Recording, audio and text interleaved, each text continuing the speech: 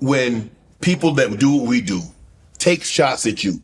I mean, you had the funny back and forth. You and Shaq had the funny back and forth. You put Kendrick Perkins' face on the punching bag, and you punch it and you get in shape. I mean, how do you handle that when guys that do what we do take shots at you?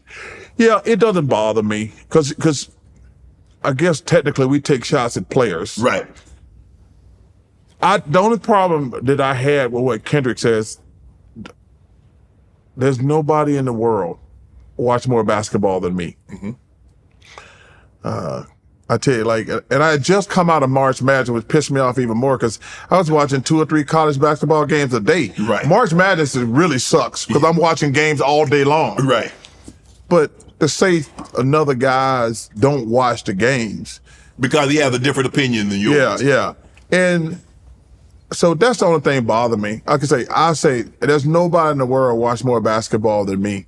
So, but I don't get mad. Right. And the thing that's really funny about it, Shaq is so sensitive at times. Right. Because I was going to let it go. And he's like, no. My mama told me growing up, we kill all roaches. And I said so that's how the whole roach thing came up. Right. And so anytime anything happened right now, Shaq's like, we killing roaches. And Shaq is so crazy. He made a rap diss song. Yeah. But I don't take it the only person I've taken shots at, honestly, is Skip Bayless. Because, man, what we do is such an honor. Mm-hmm. I don't think you can say stuff just to say it. Because my whole, going back then, I said, hey man, there's somebody in Montana, Maine, South Dakota. If I said something bad about these guys, they're like, well, I saw it on television. It's gotta be true. Right. So I'm be like, man, I'm not gonna say anything about a player, especially if it's personal. There's somebody in Montana or South Dakota gonna say, well, Charles Barkley said this guy was blah, blah, blah. So I'm never gonna use my platform for negativity. You said something earlier. Whether people like me or not, they at least got at least Charles, even if I disagree with him, he doesn't have a hidden agenda. Right. Because the one thing I hate about these guys, and I got this hate towards Skip Bayless. Because especially being black, I think I'm representing something bigger. Mm-hmm. I think every black person on television is really powerful.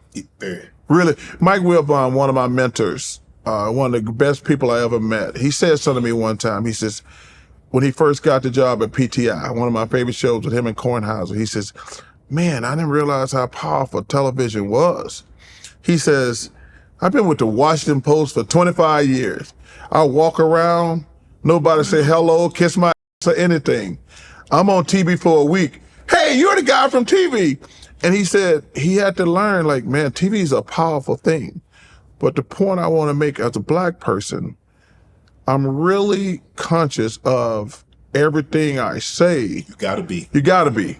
Because there is a double standard. It is. Because one thing that drives me crazy, when people use code word describing me, you, Stephen A, guys like that, I says, and I want to be very careful because I'm not trying to offend anybody, but I want to make this point. I says, well, I'm curious. You don't use those type of words. You use words, and we know what they mean, black.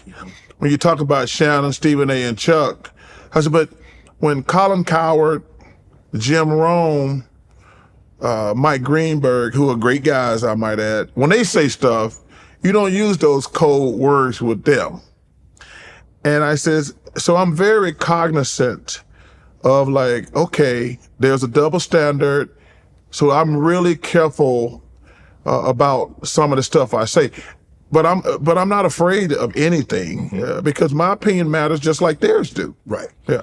But I think we start to understand is that it's not what we say, it's the breaking down of everything, of every word, of parsing it, trying to this. Yes, this is my favorite. Well, when I see shows well, this is what he said, but this is what he meant. I'm like, no, I know what I meant. I said it. Yeah, I said it. But I always laugh when they say like, well, he said this, but this is what he mean. This is what he was trying to say. I'm like, no, I said exactly what I meant to say. It drives me crazy when I see and not mainly saying about me, but talking about other people. Well, this jock said this, because Jim Rome says something I really love. He says, every time somebody says I mean no disrespect, it's disrespectful. You know what's coming next? Disrespect. Jim Rome, who's I really like a lot. He said he does a segment every week where he says that. He says, it's time for the disrespect moment. And he always played the point, well, I mean no disrespect. He said, wait for it. You know what's coming next? Disrespect. And I love that. Right. Who's your MVP this year? Well, there's 5 guys I think you can vote for and feel like you ain't screwing anybody. Okay. Shai Gilgeous. Okay. Because they got the best record in the West. Mm-hmm. Joker. Jalen Brunson. Ant Edwards.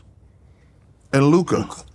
I think because the one thing I will say that ESPN annoys me about, first of all, they make up these fake stories about MVP. The MVPs never went to the best player. Never. No. It goes to the best player on the best team.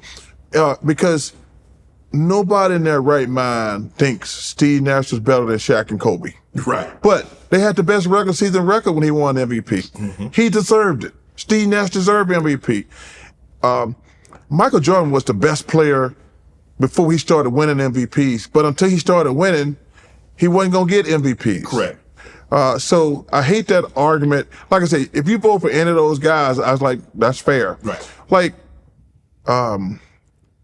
Derrick Rose won it one year over LeBron. He deserved it. The Bulls had the best record that year. Was he as good a player as LeBron? No.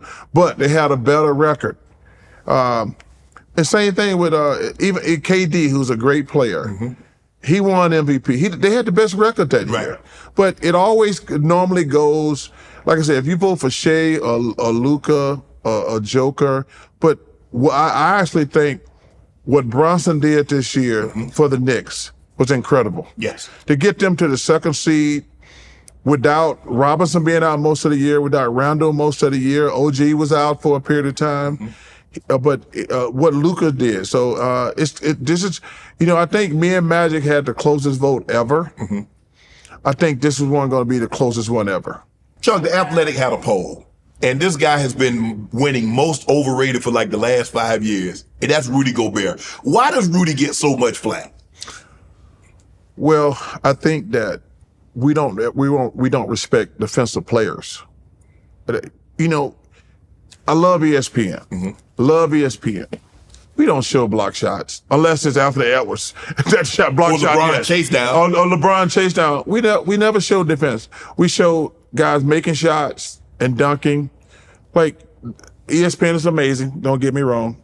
But in a 2-hour game, they show you a minute, maybe a minute. I doubt if the highlights of the game last longer than a minute. Right.